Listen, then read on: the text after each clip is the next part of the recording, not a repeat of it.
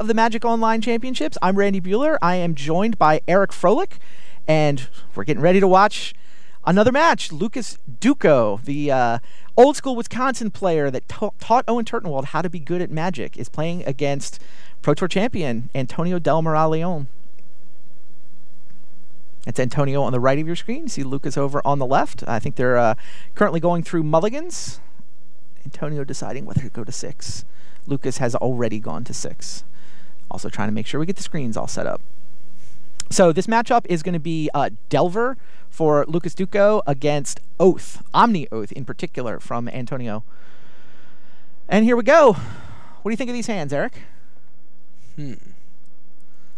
Well, Antonio, I wonder if they know the matchup. I assume they do at this point after round 1, or is that not safe to assume? Deck lists are not public, but I mean, there's only 16 people in the field, and they're sort of allowed to wander around the room. So Antonio is going to know that his mental missteps are great in this matchup. It's a great card against the Delver deck, and he's got 2 of them, so that makes this hand automatically going to be pretty solid. Yeah, and down goes Delver. It's interesting, though. I mean, Antonio's also got Oath of Druids in his hand. So the Delver's it's not a catastrophe for him if the Delver goes down. And now here, he definitely has to defend this Ponder because he needs a second land. Yeah, he's going to need a couple mana sources. Like, he wants to get Oath of Druids down. If it doesn't resolve, that's okay. He's got Show and Tell for Griselbrand. Being able to find something like Black Lotus would be pretty fantastic. It'll allow him to cast Show and Tell for Griselbrand with Flusterstorm backup, and that'll end the game effectively on the spot. All he came up with was Preordain.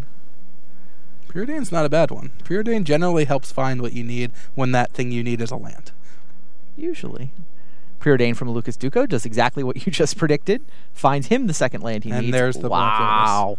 Black Lotus off the top. Now, how do you play this hand?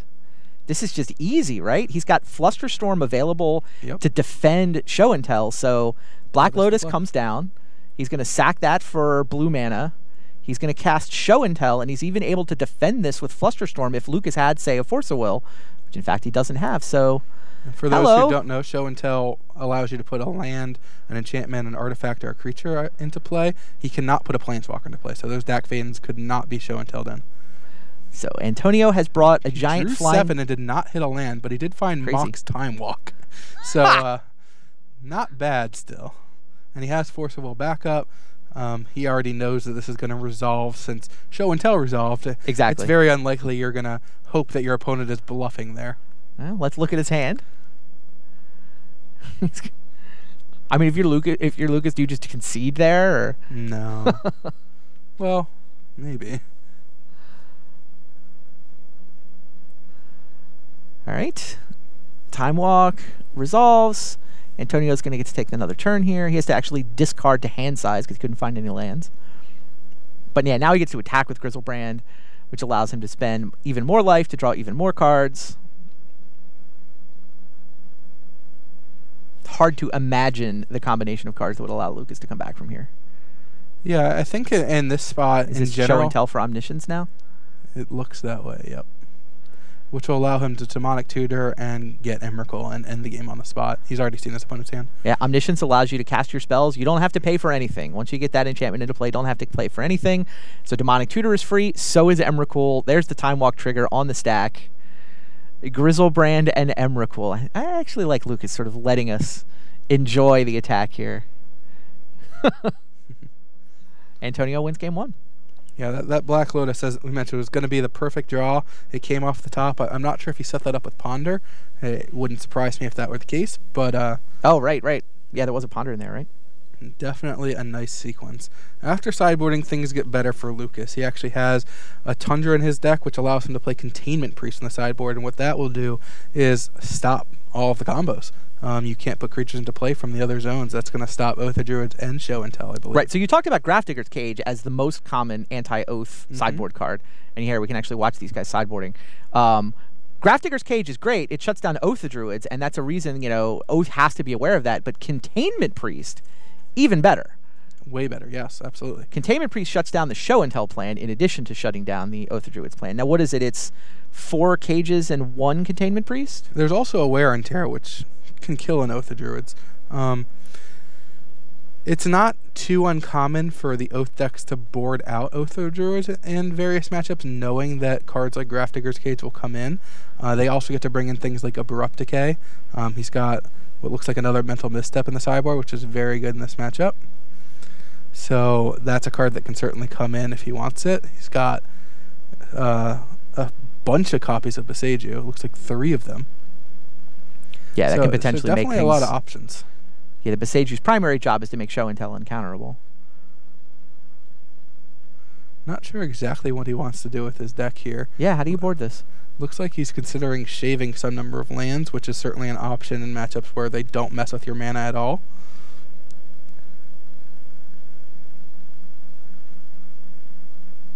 I think the most common thing to do is to effectively remove the Oath of Druids and focus on being a show and tell deck. But, you know, you are playing against a creature deck, and so Oath of Druids can be extremely powerful. So Yeah, maybe just shaving a couple of them. Talk to me about Elish Norn. Elish Isn't Norn? this the matchup where you want Elish Norn? It's good. Kills every creature in their deck and makes it impossible for them to win the game, and that's good. Well, it's not really as powerful as the other creatures in the deck. Like, if it comes down, I guess it's likely to win the game. So, in that respect, you certainly like it. But it's tough to have too many creatures in your deck because you don't want to draw them very often. I mean, you do if your game plan is purely show and tell and omniscience, but so I expect that he'll likely bring it in. It looks like he's taking out the Gristlebrand, actually. Wow. And a dig through time, so he's taking out a lot of good cards here. Down to 10 seconds of sideboarding time, too. Interesting. Looks like he took out multiple lands. Gristlebrand, Preordained, Dig Through Time, Mana Crypts. I don't agree with very many of those things there. Well, we'll see what happens. Not that there's too much you can do to really hurt you too much because the matchup is quite in his favor, but he might have made things more challenging, especially cutting multiple lands from your deck and you're adding things like Abrupt Decay, which are kind of mana intensive, and cutting Preordain, which is a good way to find the cards you need. Of course, he still drew 2 of them anyway.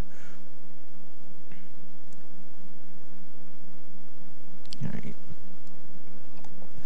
Preordained from Lucas. Now here's a Gitaxian Probe. Wants to see what he's up against. How are these hands? These hands, they're not great. Lucas, there's not too many hands Lucas can have where you're like, wow, this hand is real bust, unless you're able to come out of the gate like extremely fast, get a young Pyromancer down, and put a bunch of tokens out. Yeah, Delver is not fantastic in this matchup. As we saw many times in Vintage Super League, they would often just not be cast and held for long periods of time. You know, effectively a dead card for some players in our league because they just don't want to actually cast their Delver and expose themselves to Oath of Druids before they're able to actually win that fight. Spell Pierce does good work against that, but he doesn't have any other counter magic in his hand. Preordain is always a card you want to have in your hand because it represents so many potential options, but he doesn't have really any of his haymakers. So the 2 Moxes is pretty nice, though. He gets turn 1, he gets to Preordain. Okay, fine, that ran into a mental misstep, but he also gets to Demonic Tutor. Right. I mean, the Mox Sapphire came off the top, so that was not a card I was discussing right away, but definitely a good draw. Being able to cast Preordain without giving your opponent the token is definitely what he wanted to do. What do you think Antonio should get here with Demonic Tutor? Just Oath of Druids is what he's gotten. Yeah, I mean, his hand is perfect for Oath of Druids. He's got Force of Will with blue card and Abrupt Decay, so he can fight basically all the fights. Like, he can destroy a Containment Priest or a Grafdigger's Cage should it come down, and then, you know, fight over that with Force of Will.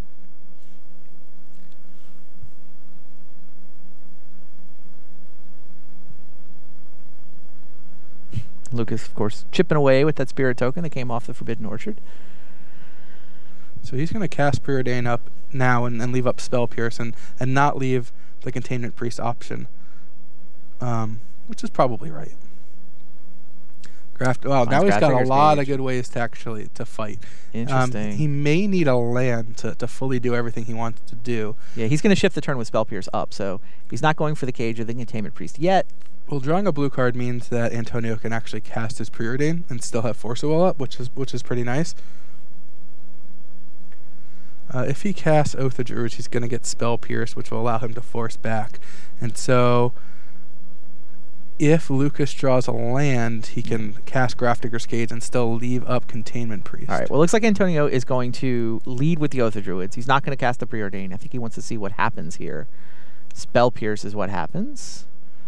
Yeah, Spell Pierce is not... You've got to Force Will that, right? Absolutely. Spell Pierce is not like the most common card to see in Delver decks. It's certainly a card that gets played a fair amount, but not as often as a card like Flusterstorm and Pyroblast. Right. And so it's not necessarily a card that Antonio was going to play around. And if he was going to play around, he might have led with Preordain, maybe trying to find a mental misstep. Right. But his Oath of Druids has resolved, so Antonio's got to be feeling decent right now. We know, though, that Lucas has multiple answers in his hand. He's going to take a peek at Antonio's hand. Now he's got a Pyroblast. Well, he's not going to be able to have an answer. This Oath is going to go on the stack if he flashes in a Containment Priest, or let's say he just plays Grafdigger's Cage now. What Antonio does is he puts the Oath on the stack and then can Abrupt Decay the Cage, and so the Oath trigger will actually follow through. It will happen. Wow, so that Abrupt Decay is going to allow Antonio to Oath once, just because Lucas doesn't have the mana to play both his answers. And the Gristlebrand's been sided out, so that means Emrakul or all right, so Oath of Druids goes on the stack. Containment Priest comes out, flashed out as a response. Lucas wants to prevent the Oath from putting creatures into play, but Antonio can actually use his Abrupt Decay to kill the Containment Priest before we even get down to that Oath of Druids trigger. Now, this is a scary spot for Antonio if he's familiar with Vintage, because a Misdirection really blows him out. And he lets the Containment Priest resolve. Okay. Now, Misdirection, a Misdirection could hypothetically point this Abrupt Decay at Oath of Druids. Right. Abrupt Decay can't be countered, but you can change what it targets. And so Misdirection, a very powerful card in this matchup, where he can change it from targeting Containment Priest. No Misdirection. Instead, the Oath resolves, and it puts Emrakul into play. The Eons are torn. Yeah, Emrakul will not trigger it when you cast Emrakul Clause. Since it was not cast, it was brought into play via Oath of Druids. But it will be an Emrakul. Yes. That Emrakul is not going anywhere. 15/15, flying, protection from colored spells, and Annihilator 6. All of those are still very good abilities. Yeah, that spaghetti monster will be attacking next turn. It will be annihilating everything, and it will be winning the game. Yeah, boy, the Grafdigger's Cage in Dooko's hand.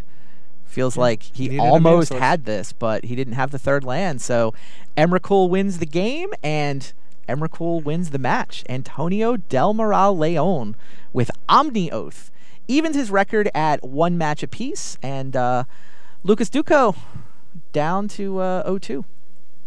Yeah, it's a tough start. See those guys filling out the match result slip? I haven't gotten a sense of how many other matches have had the chance to end. I don't know if we've got any red zone replays queued up now. Brian David Marshall seems to have settled in the red zone. He's looking around, but there aren't any other matches done. Yeah, that was kind of brutal. We're looking at turn 2 show and tell, go off, kill you. And yeah, he was able to resolve an early Oath of Druids in game 2, set that up.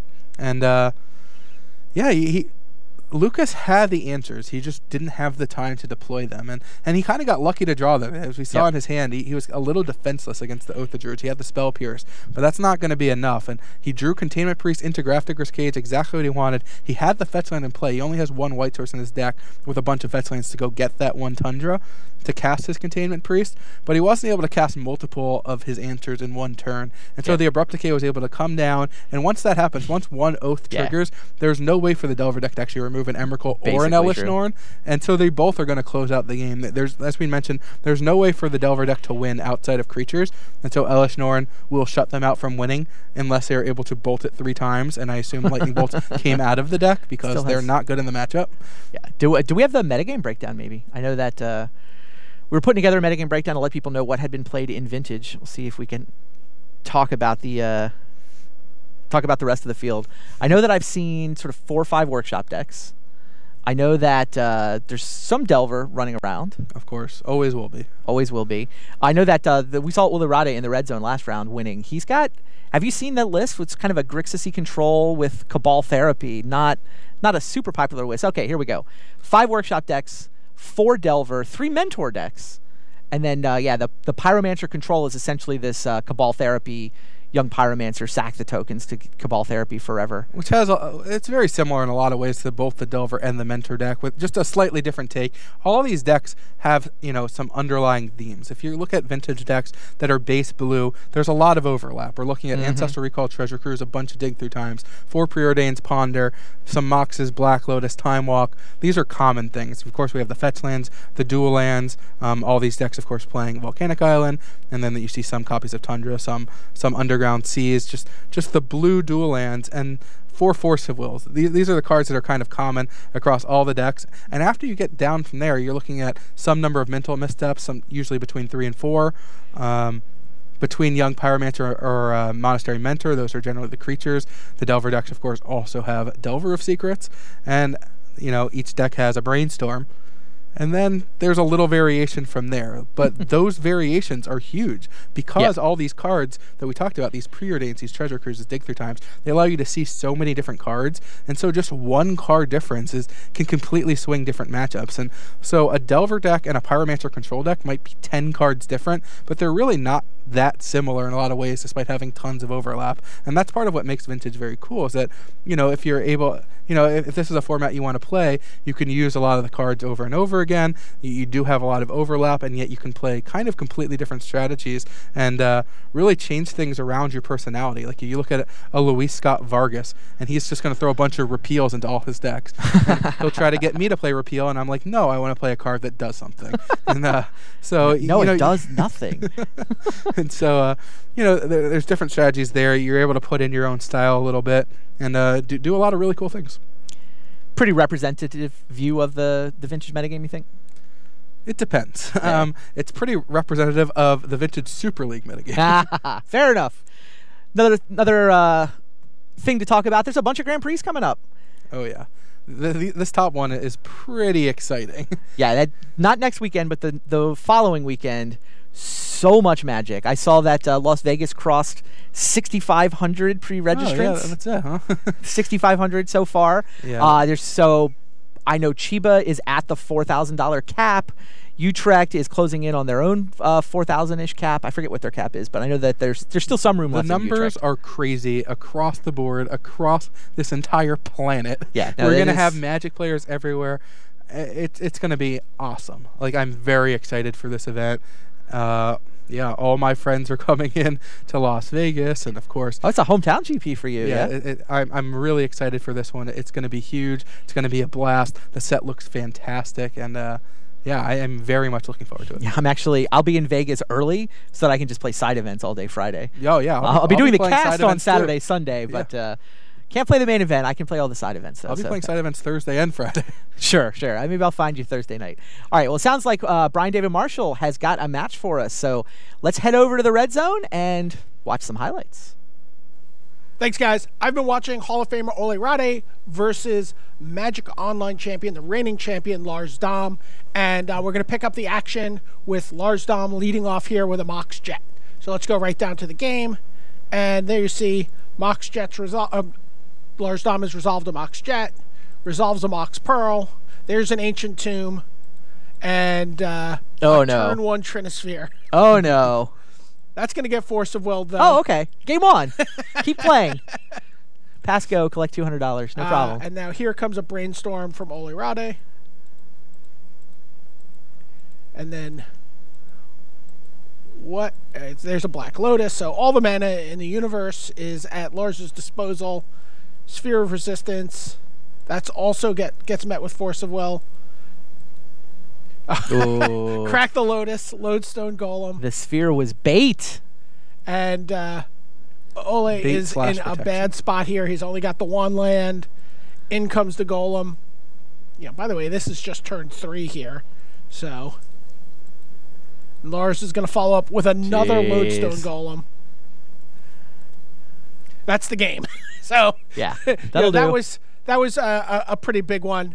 I know that the next game, game 2, there was some pretty cool stuff that happened. So let's cue that up for you. And we'll pick this one up right here. So both players keeps 7, and we're underway with Ole leading off with an island and a preordain. Lars has just the Mishra's Workshop Black Lotus opening into Sol Ring, into Sphere of Resistance. Yeah, you had to be a force of will there, or this game would not have gone on much longer. But he has the turn 1 Lodestone Golem, another force of will. Wow. 2 force of will, so Ole is still in it. But Young Pyromancer for Ole. And now Worm Coil Engine. 2 workshops. So far, Lars is averaging like 1.5 workshops a game, something like that. I mean, 1.5 workshops a turn, I think. I mean, it's crazy. So we're going to count Black Lotus, sure. Yeah, here's a Gataxian Probe. Yeah, the little feint attack there. Yeah. But that's not... So in comes the Worm Coil Engine. An Ancient Tomb now.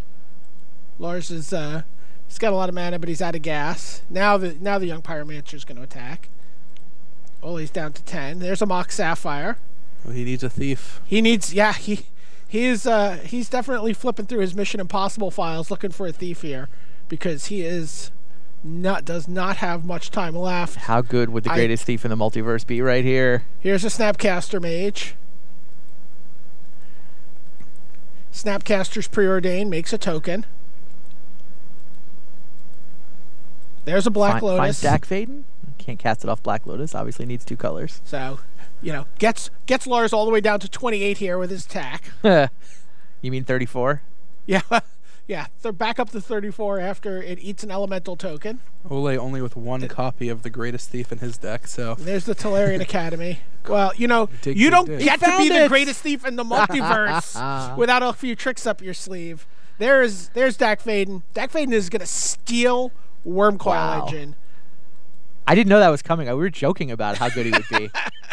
Yeah, I was like, thanks, guys. Yeah, this matchup is one of the reasons Dak is so good in Vintage, the ability to just come down and steal a giant artifact. So there's a Sphere. And not always easy to cast against this deck. But suddenly the game is turning around. Lars' draw was ridiculously good, and yet still didn't have ways to pressure the mana base. You see a Pulverize getting discarded there by Ole.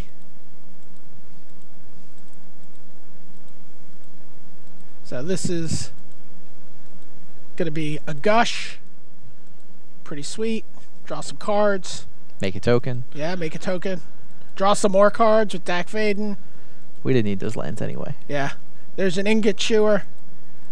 Get rid of that Sphere of Resistance. Now all your Ponders are back online for regular retail.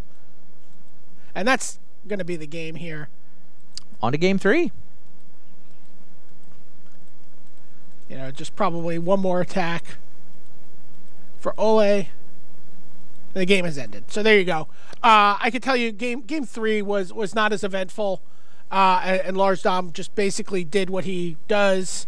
He drew a Mishra's Workshop and made a Lodestone Golem on turn 1, and it was pretty much over. So I'm going to send it back to you guys in the booth right now.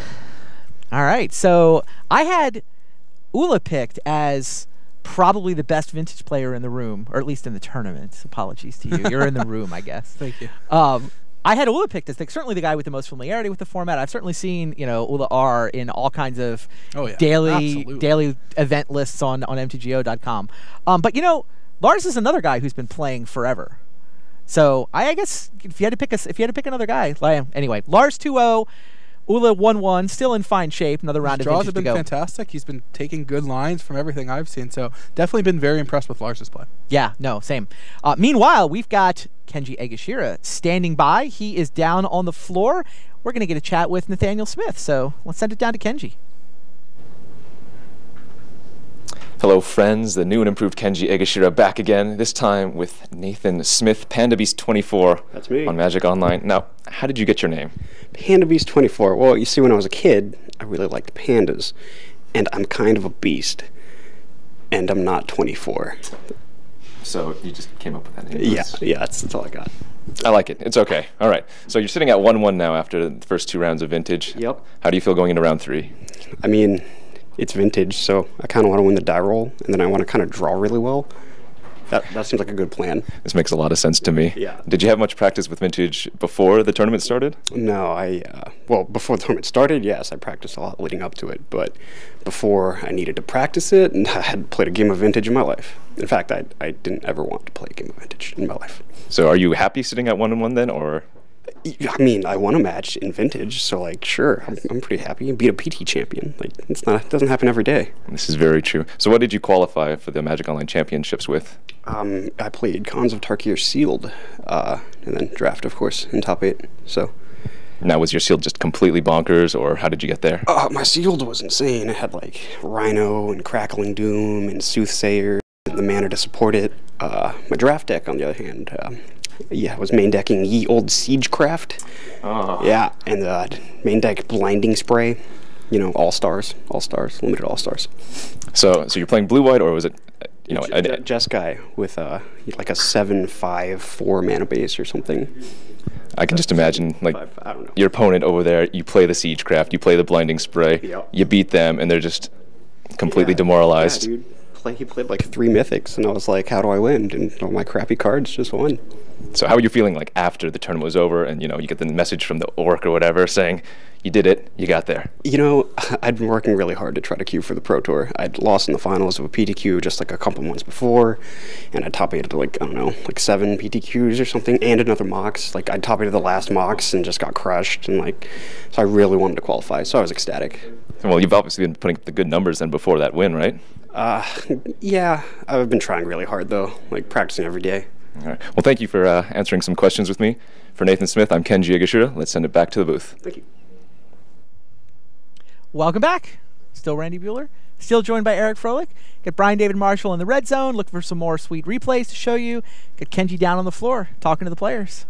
It's a great crew. We really did it this time. Yeah, it's been a fun crew. I completely agree with you. Marshall got the round off. We'll get him back in the swing of things next round. So we were talking about the Grand Prix that have been going on. Mm-hmm. Certainly a lot of interesting magic coming up. What's your travel schedule coming up? I am going to travel down the road from my home to Grand Prix Las Vegas, and I'm going to have a great time for 4 straight days of Magic. I like it. And at some point, I will be going to a Pro Tour. Okay, you're not going to hit a lot of the... There's a couple Grand Prix floating around. I know people are scrambling around the world trying to pick up pro points. No, I've got... The summer is pretty tough for me to do much traveling in general. I am very fortunate to be in the position that I'm in, where I will love to make a run at Player of the Year, and I'm going to be doing that at Pro Tour coming up in Vancouver to end the year. I'll give it my best shot, and hopefully I'll also win the largest Grand Prix in history in Las Vegas. I'll be doing my best there too, but definitely be playing a lot of Magic Online and a lot of Vintage, and that'll be most of my Magic, though, besides the Grand Prix Las Vegas and the Pro Tour. Yeah, it does sound like that Player of the Year title. There's a lot of people that are within sort of one good Pro Tour finish of winning it. I mean, you're sitting on top of the pile right now, but it's going to come down to the last Pro Tour. I had a good shot to kind of lock it up the last Pro Tour. I wasn't quite able to close the last couple of rounds, but I'm in good shape. I'm at the top right now. It's a great place to be. Can't ask for much more than that, and so... yeah, it would be fantastic. Continued in Vancouver. To be continued in Vancouver. I mean, that's on you guys. That's the storyline for you and for Marshall and for BDM. I'll just be playing. I'll try to make it compelling. Fair enough. Sounds like we got another highlight down in the red zone, so let's send it down to BDM. What you got for us? All right, so I'm looking at a match between Lucas Dusek and Daryl Ayers, and these guys went to 3 games here. So both players open up on 7. Flooded Strand for Ayers, Island into Delver Secrets, a little mental misstep battle there, and then the Delver resolves. Mental Misstep is such a cool card in Vintage. I don't like it. I would be happier if they just didn't exist, but it's a very important still card very in Vintage. cool. It does lots of cool things. Preordain into Swords to Plowshares for Dusek to just if you had any question of how powerful a 1/1 for 1 is, like Dusek is like, I'm just going to Swords to Plowshares that right now. What are you waiting for? Yeah. So no second play for Ayers, and there is the greatest thief in the multiverse. We're going to see a lot of him this weekend, I think. Such a cool card. That one I'll agree with you on. That you like Dak Faden better than Mental Misstep, Randy? More fun. Does more cool things. Mental Misstep. My problem with Mental Misstep So is just here's what it does to Monastery deck Mentor. building. This is a card that's, you know, really been doing some work in Vintage. I know the guys in Brooklyn that I talk to about the format a lot love this card. Yeah. Once it gets down, it's tough to deal with. 3 mana is not always cheap in Vintage, despite how ridiculous that might sound. But once that thing gets going, it's pretty tough to stop. So here we see a Dig Through Time. As a response to Young Pyromancer. Now a Gush. Fight! Look at this stack. The Gush gets Pyroblasted. Yeah. So that makes a monk. Yeah, we get it. We end up with 2 monks here. Dig Through Time is still on the stack. I think he's searching. Yeah, I believe he's looking. Well, Dak Faden's tough to beat, and Mentor's tough to beat, and whoever resolves Dig Through Time is generally going to be tough to beat. Yeah. So, all pretty 3 of those fantastic people spot. are Lucas Dusek So here. Mystical Tutor there for Daryl Ayers. An Upkeep Mystical. Yeah, Lightning Bolt. Oh, wow. So he triggers Prowess Look at as a this. response. He's trying to bolt the Mentor while it's still a 2-2, but if Lucas can respond twice, He then doesn't he'll have any more save cards the in hand. Mentor from the Lightning Bolt. He's just creating another monk. Yeah. With the Ah, swords. fair He enough, has no fair more enough. cards in hand. Yeah, this game is over. Plow on Pyromancer, 2 Yeah. more monks, couple of Prowess triggers. Fine, you did it. You killed my Monastery Mentor. I'm still going to kill you with these Yeah, monks. this is Sorry. you know, pretty brutal there. And then in the next game, so let's get that one queued up.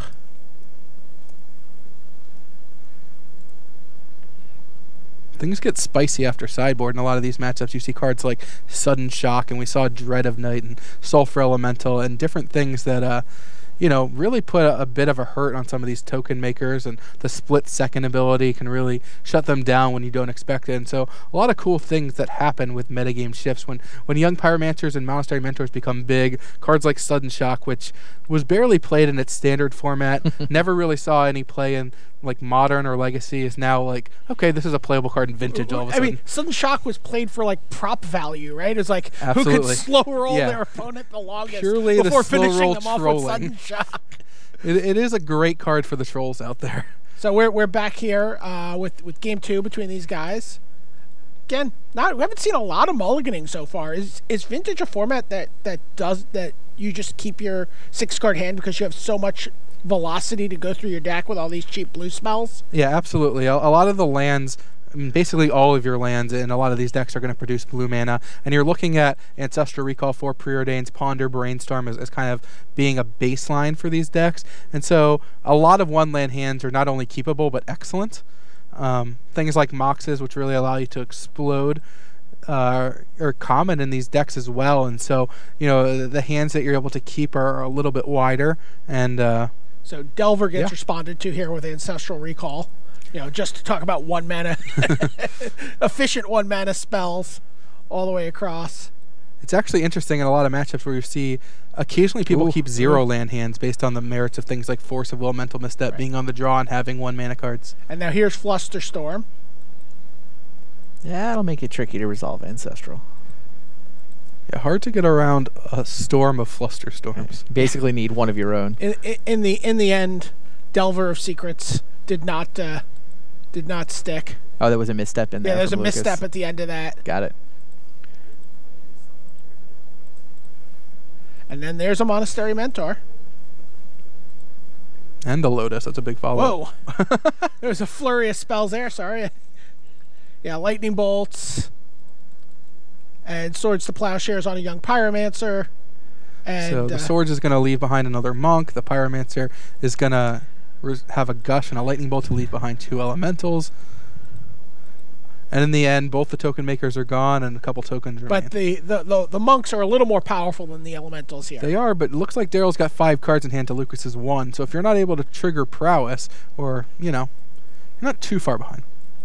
I recommend drawing an Ancestral. Yeah, well, he is out of gas here. And there's a Wow. Sulfur Oh, Elemental. boy. That's a card you talked about earlier. Eric. Oh boy, Absolutely. zoom in on that one. No sweepers, but Yeah. kind of pseudo sweepers. Let's make that card a big more for everyone at home who's permanent never sweeper. seen that card before. So this was a card that was big in like block constructed. Absolutely. At Pro Tour Yokohama, Sulfur Elemental, 2R, flash, split second, so you can't respond to it, which kind of makes it interesting for Vintage. Yeah, it Right can't be there. countered, and you can't respond with prowess triggers or anything like that to get a big attack in. So Pretty on one side, on one hand, your white creatures get a little bigger, but on the downside, all your monk tokens get -1, and even if you could trigger prowess, by the end of the turn, they're just going to die. They are. Yeah, if you're able to actually trigger prowess, keep them alive, you give yourself the opportunity to cast Lightning Bolt or Swords to Plowshare to get rid of that thing and not let Split Second really mess you up. But Split Second kind of means that they're not going to resolve a prowess trigger. It's just going to come down and take care of business. So Preordain into Young Pyromancer for heirs, who's still on 2 cards. And this looks like it's going to be a Gush with 2 mana floating. Gush is going to get Pyroblasted, make a Young Pyromancer token. Just going to skip to the end of all that.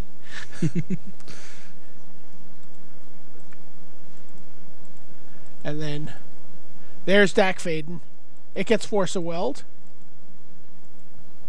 but no attack for on either side here. Again, a Gush. This one resolves. Yeah, once you Snapcaster start Mage. seeing that mana floating, things are not good. When the graveyard starts highlighting or the mana starts floating, that's when things start to spiral. Yeah. So take out those tokens.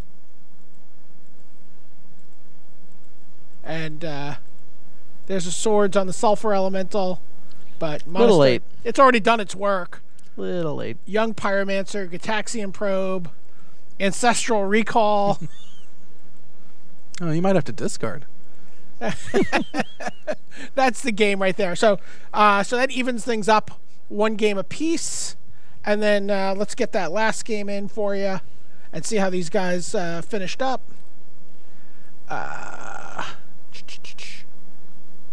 Sorry. I lost my game ID there for a second. I apologize.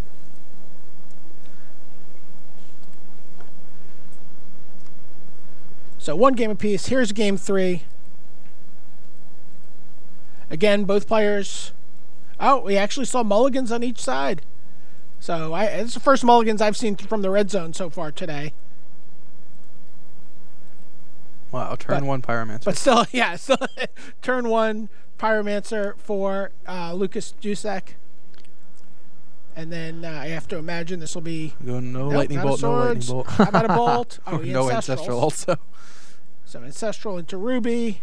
Into Lightning Bolt? No, not into Lightning Bolt. No, the Young Pyromancer gets to live. It's followed up by a Black Lotus. Another Young Pyromancer. That gets Force of Willed. Ponder, but that's the last card in Dusek's hand here. So, whatever he draws off this Ponder, that's all he has. He gets in for 2. But Ayers has 5 cards in hand here. Wow. Gush is the card you want. That was the card. Ponder into the Gush. Yeah, so that was a big swing for Dusek. So Young Pyromancer on the other side of the table for Ayers. It resolves. Okay, so what did he gush into? Oh, Scalding Tarn was one of the cards. Yeah. So he Swords to Plowshares as the opposing Pyromancer. Wow.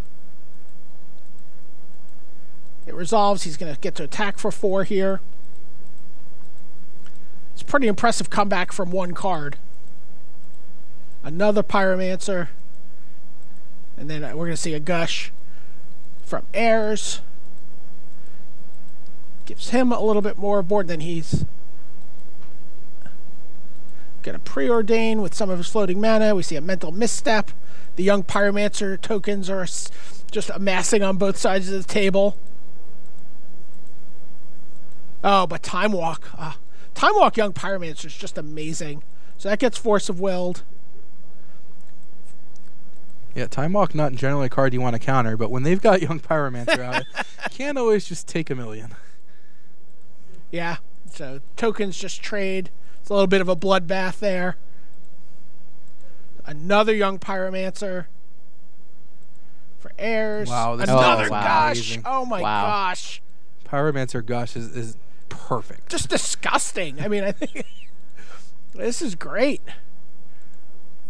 Brainstorm is met with Mental Misstep. And I two mean, Mental tokens Misstep to one with a now. Brainstorm is pretty insane, but then you also get 2 tokens. Yeah.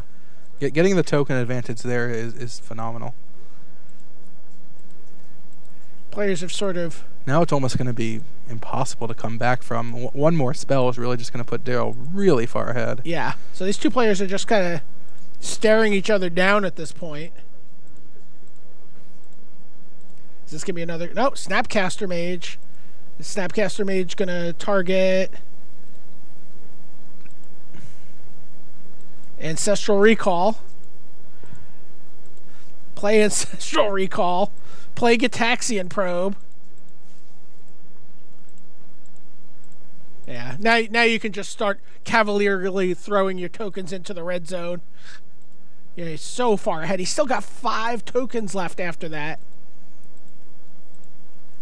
What could Dusek do here to come back? I don't think anything, right? No, I mean, a card like Electrickery and game. Volcanic Fallout are basically the only options, Electrickery being tough because it can be countered by Mental Misstep even if you overload it. But that's not a card that you see commonly played, and so once the tokens start spiraling, they continue to spiral. Yeah. It is a snowball. So Daryl Ayers wins that 2-1. That was, you know, just exciting to watch, like, that many Pyromancer tokens, a card that was just a core set card that's just become such a vintage staple. And so it sounds like... just about time for round 3. Yeah, so sending it back to you guys in the booth there. Thanks, Brian. Randy, Eric. Round 3 is on